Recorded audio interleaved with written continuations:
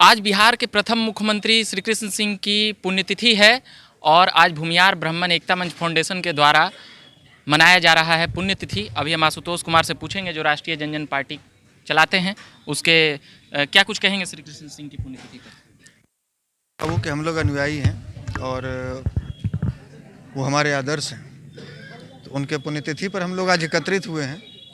और इसमें आपने देखा होगा कि हर दल के लोग आए, इसमें लोजपा से भी आए, इसमें भाजपा से भी आए, इसमें कांग्रेस के भी लोग आए।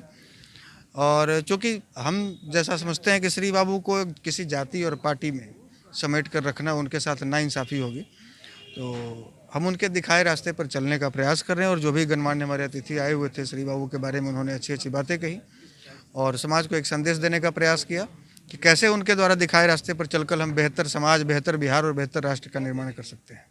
और क्या कुछ कहेंगे जिस प्रकार से श्री बाबू का 14-15 सालों तक कार्यकाल रहा और इस पर वो स्वर्णिम कार्यकाल था। अब उसकी कल्पना भी करने में डर लगता है, नहीं लगता है कि शायद वो कभी ऐसा काल लौटेगा, सोच से परे है। और श्री बाबू का जो कार्यकाल था बिहार के लिए स्वर्णिम, उस समय मतलब कहा जाता है कि बिहार भारत का सबसे विकसित राज्यों की श्रेणी में नंबर 1 पे था।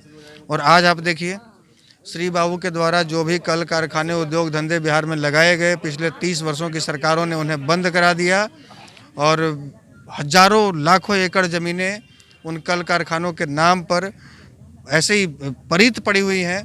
बिहार के लोगों के बेरोज़गारी का आलम यह है कि पूरे यहाँ से लेह लद्दाख तक चले जाइए, वहाँ जो लेह लद्दाख में सड़कें बन रही हैं वहाँ भी बिहारी मजदूर काम कर रहे हैं। और रामेश्वरम में जो काम हो रहा है वहाँ भी बिहारी मजदूर काम कर रहे हैं। तो बिहार की स्थिति तो अब श्री बाबू की आत्मा कहीं होती होगी तो ज़रूर होती होगी कि हम ऐसे बिहार की तो कल्पना नहीं किए थे।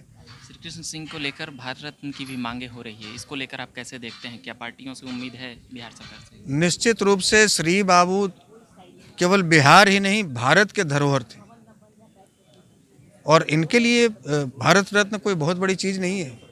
ये तो मांग करने की आवश्यकता ही नहीं है, स्वतः ही श्री बाबू जैसे लोगों को भारत रत्न अब तक मिल जाना चाहिए था।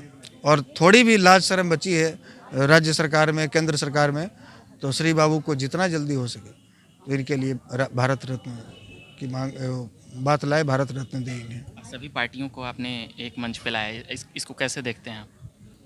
ये सामाजिक मंच के बैनर तले कार्यक्रम हो रहा था, तो जो लोग श्री बाबू को अपना मानते हैं वो लोग इस कार्यक्रम में भाग लेने आए और जो जिस दल से चलकर आए हैं हम उनका बहुत अभिनंदन किए हैं, उनका स्वागत किए। क्या यह नहीं लगता है कि एक ही जाति को एक करने का प्रयास किया जा रहा है इनके पुण्यतिथि पर भी? नहीं, हम तो पहले ही कहे कि श्री बाबू जैसे शख्सियत को जाति के बंधन में बांधना उनके साथ नाइंसाफ़ी होगी।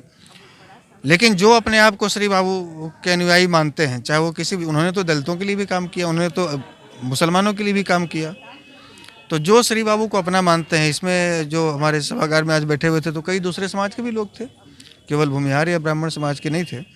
तो जो लोग जिनके भीतर श्री बाबू बसते हैं, जिनके आत्मा में श्री बाबू बसते हैं, उनका काम बसता है, उनके विचार बसता है, वो लोग आज इस कार्यक्रम में भाग लेने आए। चलिए, ये बात कर रहे थे हम राष्ट्रीय जनजन पार्टी के अध्यक्ष आशुतोष कुमार से। तमाम बातें श्री कृष्ण सिंह के पुण्यतिथि पर चंद मिनटों में हमने की है। बने रहिएगा, चैनल को सब्सक्राइब नहीं किए होंगे तो कर लीजिएगा।